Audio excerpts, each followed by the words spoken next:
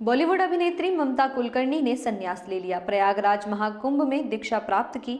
एक समय बॉलीवुड के चर्चित अभिनेत्रियों में शुमार रही ममता कुलकर्णी एक बार फिर से सुर्खियों में आ रही है।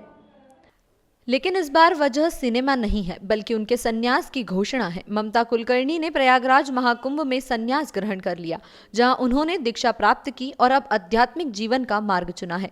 ममता कुलकर्णी, जो 90 के दशक में अपने अभिनय और ग्लैमर से दर्शकों के दिलों पर राज करती थी, ने महाकुंभ मेले के दौरान संन्यास की दीक्षा ली। दीक्षा लेने के बाद उन्हें नया नाम भी प्राप्त हुआ है।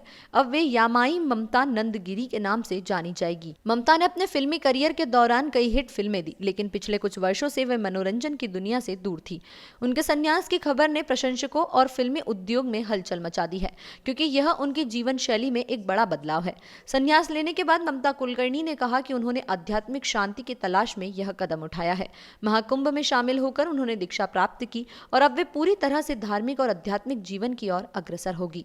बॉलीवुड की चकाचौंध से दूर ममता का यह नया जीवन एक आध्यात्मिक यात्रा की शुरुआत है। आपके लिए बेस्ट सोचते हैं, और क्या कहूं मैं आपको।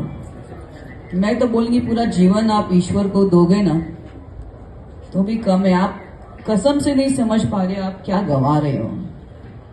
मैं अभी क्या बोलूं। आश्रम मेरे गुरु और ईश्वर के प्रेम का प्रतीक था। मुझे आनंद हुआ इसलिए वो आश्रम था।